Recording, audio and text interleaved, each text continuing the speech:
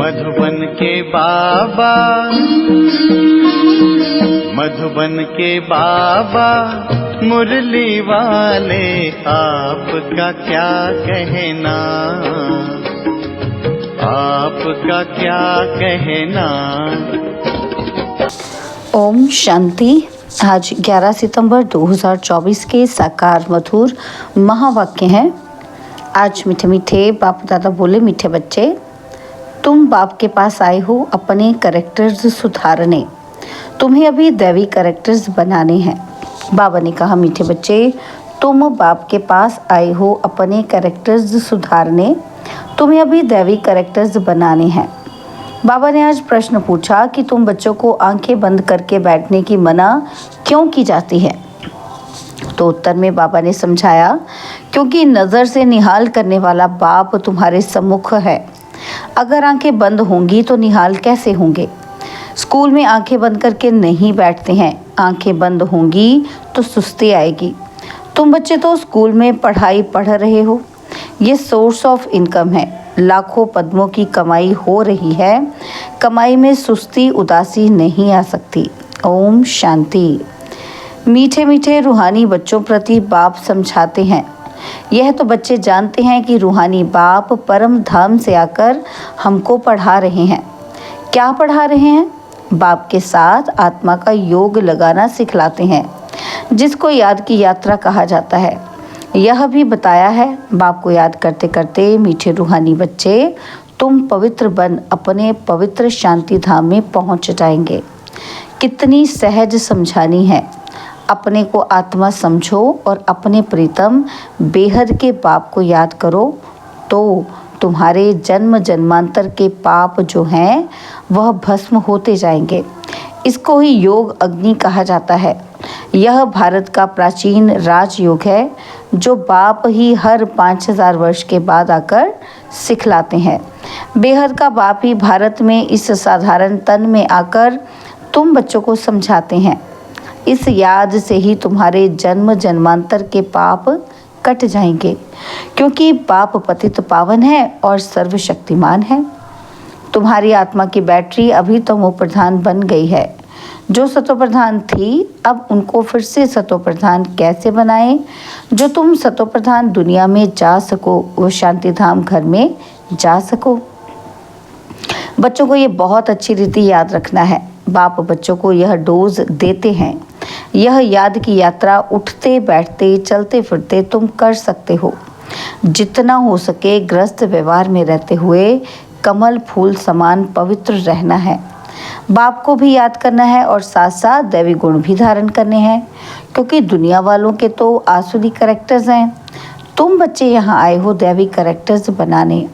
इन लक्ष्मी नारायण के कैरेक्टर्स बड़े मीठे थे। भक्ति मार्ग में उन्हों की ही महिमा गाई हुई है। भक्ति मार्ग कब से शुरू होता है यह भी किसी को पता नहीं है। अभी तुमने समझा है। और रावण राज्य कब से शुरू हुआ यह भी अब समझा है। तुम बच्चों को ये सारी नॉलेज बुद्धि में रखनी है, जबकि जानते हो कि हम ज्ञान सागर रूहानी बाप के बच्चे हैं। अब रूहानी बाप हमको पढ़ाने आते हैं। यह भी जानते हो ये कोई ऑर्डिनरी बाप नहीं है, यह है रूहानी बाप जो हमको पढ़ाने आया है। उनका निवास स्थान सदैव ब्रह्मलोक में है। लौकिक बाप तो सबके यहाँ है। यह बच्चों को अच्छी रीति निश्चय में रखना है। हम आत्माओं को पढ़ाने वाला परमपिता परमात्मा है, जो बेहद का बाप है। भक्ति मार्ग में लौकिक बाप होते हुए भी परमपिता परमात्मा को बुलाते हैं। उनका एक ही यथार्थ नाम शिव है। बाप खुद समझाते हैं, मीठे मीठे बच्चों, मेरा नाम एक ही शिव है। भल अनेक नाम अनेक मंदिर बनाए हैं, परंतु वह सब है भक्ति मार्ग की सामग्री। यथार्थ नाम मेरा एक ही शिव है। तुम बच्चों को आत्मा ही कहते हैं। शालिग्राम कहे तो भी हर्जा नहीं। अनेकानेक शालिग्राम है, शिव एक ही है, वह है बेहद का बाप, बाकी सब है बच्चे। इसके पहले तुम हद के बच्चे हद के बाप के पास रहते थे। ज्ञान तो था नहीं, बाकी अनेक प्रकार की भक्ति करते रहते थे। आधा कल्प भक्ति की है, द्वापर से लेकर भक्ति शुरू होती है। रावण राज्य भी शुरू हुआ है। यह है बहुत सहज बात, परंतु इतनी सहज बात भी कोई मुश्किल समझते हैं। रावण राज्य कब से शुरू होता है यह भी कोई नहीं जानता। तुम मीठे बच्चे जानते हो, बाप ही ज्ञान का सागर है। जो उनके पास है वह आकर बच्चों को दे देते हैं। शास्त्र तो है भक्ति मार्ग के। अभी तुम समझ गए हो, ज्ञान, भक्ति और फिर है वैराग्य। यह तीन मुख्य हैं। सन्यासी लोग भी जानते हैं ज्ञान, भक्ति और वैराग्य, परंतु सन्यासियों का है अपना हद का वैराग्य। वह बेहद का वैराग्य सिखला न सके। दो प्रकार के वैराग्य हैं, एक है हद का और दूसरा है बेहद का। वह है हठ योगी सन्यासियों का वैराग्य और ये है बेहद का, तुम्हारा है राजयोग। वह घर बार छोड़ जंगल में चले जाते हैं तो उन्हों का नाम ही पड़ जाता है सन्यासी। हठ योगी घर बार छोड़ते हैं पवित्र रहने के लिए। यह भी अच्छा है। बाप कहते हैं भारत तो बहुत पवित्र था, इतना पवित्र खंड और कोई होता नहीं। भारत की तो बहुत ऊंची महिमा है जो भारतवासी खुद नहीं जानते हैं। बाप को भूलने के कारण सब कुछ भूल जाते हैं, अर्थात नास्तिक निधन के बन पड़ते हैं। सत्युग में कितनी सुख शांति थी, अभी कितनी दुख अशांति है। मूल वतन तो है ही शांति धाम, यहाँ हम आत्माएं रहती हैं। आत्माएं अपने घर से यहाँ आती हैं बेहद का पाठ बजाने। अभी यह है पुरुषोत्तम संगम युग, जबकि बेहद का बाप आते हैं नई दुनिया में ले चलने के लिए। बाप आकर उत्तम ते उत्तम बनाते हैं, ऊंच ते ऊंच भगवान कहा जाता है, परंतु वह कौन है, किसको कहा जाता है, ये कुछ भी समझते नहीं हैं। एक बड़ा लिंग रख दिया है, समझते हैं ये निराकार परमात्मा है।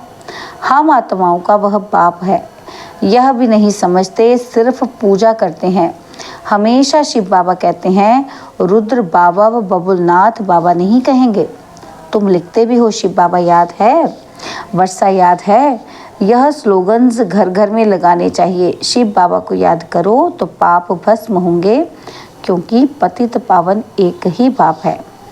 इस पतित दुनिया में तो एक भी पावन हो नहीं सकता, और पावन दुनिया में फिर एक भी पतित नहीं हो सकता। शास्त्रों में तो सब जगह पतित लिख दिए हैं। त्रेता में भी कहते रावण था, सीता चुराई गई। श्री कृष्ण के साथ कंस, जरासंधि, हिरण्यकश्यप आदि दिखाए हैं। श्री कृष्ण पर कलंक लगा दिए हैं। अब सत्युग में ये सब हो नहीं सकते। कितने झूठे कलंक लगाए हैं, बाप पर भी कलंक लगाए हैं तो देवताओं पर भी कलंक लगाए हैं। सबकी ग्लानि करते रहते हैं। तो अब बाप कहते हैं ये याद की यात्रा है, आत्मा को पवित्र बनाने की, और पावन बन फिर पावन दुनिया में जाना है। बाप 84 का चक्र भी समझाते हैं। अभी तुम्हारा यह अंतिम जन्म है, फिर घर जाना है। घर में शरीर तो नहीं जाएगा, सब आत्माएं जानी हैं। इसलिए मीठे मीठे रूहानी बच्चों, अपने को आत्मा समझ कर बैठो, देह नहीं समझो। और सत्संगों में तो तुम देह अभिमानी हो बैठते हो, यहाँ बाप कहते हैं देही अभिमानी होकर बैठो। जैसे मेरे में ये संस्कार हैं, मैं ज्ञान का सागर हूँ, तो तुम बच्चों को भी ऐसा बनना है।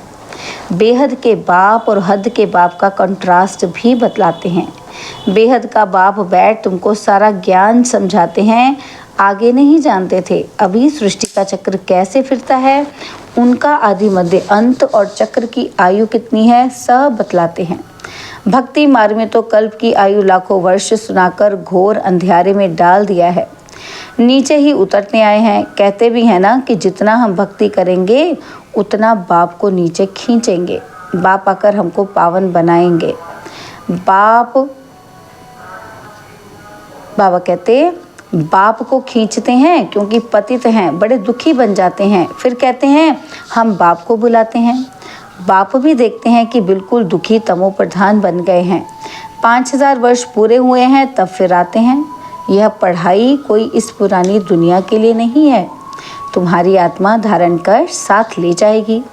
जैसे मैं ज्ञान का सागर हूँ, तुम भी ज्ञान की नदियाँ हो। यह नॉलेज कोई इस दुनिया के लिए नहीं है, ये तो छीछी दुनिया, छीछी शरीर है, इनको तो छोड़ना है। शरीर तो यहाँ पवित्र हो नहीं सकता। मैं आत्माओं का बाप हूँ, आत्माओं को ही पवित्र बनाने आया हूँ। इन बातों को मनुष्य तो कुछ भी समझ नहीं सकते, बिल्कुल ही पत्थर बुद्धि पतित हैं, इसलिए गाते हैं पतित पावन। आत्मा ही पतित बनी है, आत्मा ही सब कुछ करती है। भक्ति भी आत्मा करती है, शरीर भी आत्मा ही लेती है। अब बाप कहते हैं मैं तुम आत्माओं को ले जाने आया हूँ।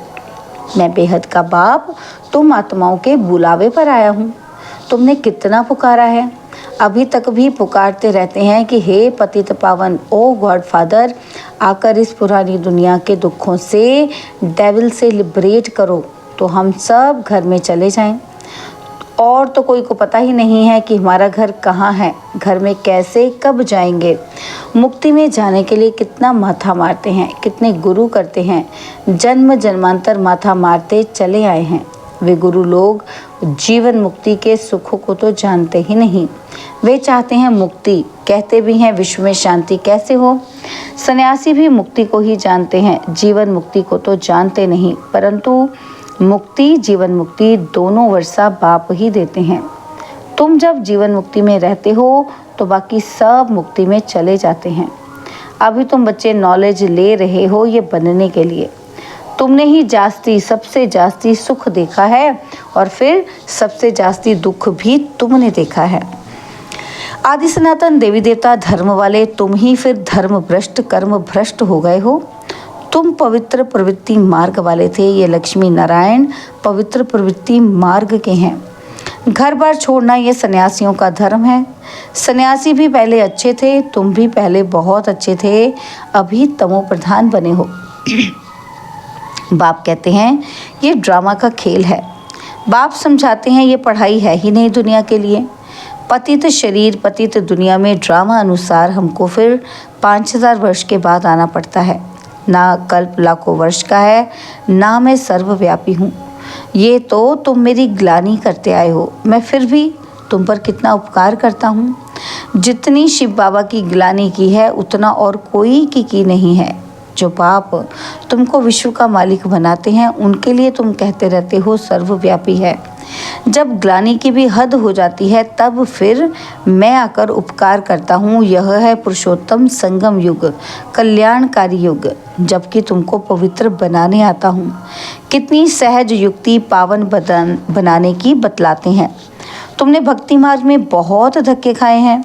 तालाब में भी स्नान करने जाते हैं, समझते हैं इससे पावन बन जाएंगे।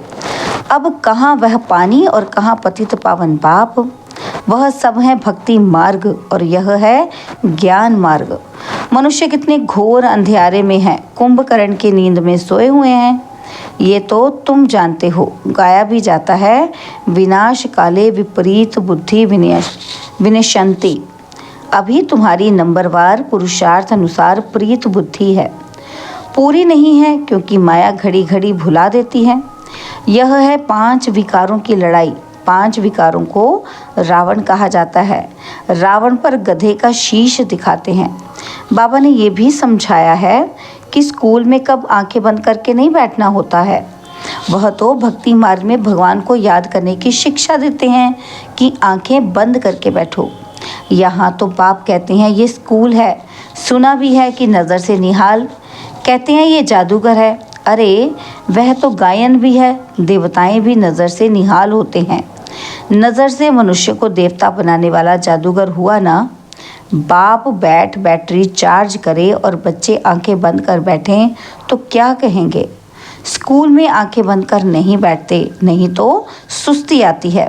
पढ़ाई तो है सोर्स ऑफ इनकम, लाखों पद्मों की कमाई है। कमाई में कभी उबासी नहीं लेंगे। यहाँ आत्माओं को सुधारना है। यह एम ऑब्जेक्ट खड़ी है। उन्हों की राजधानी देखनी हो तो जाओ देलवाड़ा मंदिर में। वह है जड़ और यह है चैतन्य देलवाड़ा मंदिर। देवताएं भी हैं, स्वर्ग भी है। सर्व का सदगति दाता आबू में ही आते हैं, इसलिए बड़े से बड़ा तीर्थ आबू ठहरा। जो भी धर्म स्थापक अथवा गुरु लोग हैं सबकी सदगति बाप यहाँ आकर करते हैं। ये सबसे बड़ा तीर्थ है परंतु गुप्त है, इनको कोई जानते नहीं है। अच्छा, मीठे मीठे सिकिलते बच्चों प्रति माता पिता, बाप दादा का याद प्यार और गुड मॉर्निंग। रूहानी बाप की रूहानी बच्चों को नमस्ते। हम रूहानी बच्चों की रूहानी बाप दादाजी को दिलवा जान सिकवा प्रेम से नमस्ते। ओम शांति। प्यारे बाबा, मीठे बाबा, मेरे बाबा, शुक्रिया बाबा, शुक्रिया बाबा, शुक्रिया। धारणा के लिए मुख्य सार हैं। पहला पॉइंट है कि जो संस्कार बाप में है वही संस्कार धारण करने हैं। बाप समान ज्ञान का सागर बनना है। देही अभिमानी होकर रहने का अभ्यास करना है। और सेकंड पॉइंट है, आत्मा रूपी बैटरी को सतो प्रधान बनाने के लिए चलते फिरते याद की यात्रा में रहना है। दैवी करेक्टर्स धारण करने हैं। बहुत बहुत मीठा बनना है। बाबा ने आज वरदान दिया कि त्रिकालदर्शी बन दिव्य बुद्धि के वरदान को कार्य में लगाने वाले सफलता संपन्न भव। त्रिकालदर्शी बन दिव्य बुद्धि के वरदान को कार्य में लगाने वाले सफलता संपन्न भव। बाप दादा ने हर बच्चे को दिव्य बुद्धि का वरदान दिया है। दिव्य बुद्धि द्वारा ही बाप को, अपने आप को और तीनों कालों को स्पष्ट जान सकते हो। सर्व शक्तियों को धारण कर सकते हो। दिव्य बुद्धि वाली आत्मा कोई भी संकल्प को कर्म व वाणी में लाने के पहले हर बोल व कर्म के तीनों कालों को जानकर प्रैक्टिकल में आती है। उनके आगे पास्ट और फ्यूचर भी इतना स्पष्ट होता है जितना प्रेजेंट स्पष्ट है। ऐसे दिव्य बुद्धि वाले त्रिकालदर्शी होने के कारण सदा सफलता संपन्न बन जाते हैं। स्लोगन है, संपूर्ण पवित्रता को धारण करने वाले ही परमानंद का अनुभव कर सकते हैं। संपूर्ण पवित्रता को धारण करने वाले ही परमानंद का अनुभव कर सकते हैं। ओम शांति।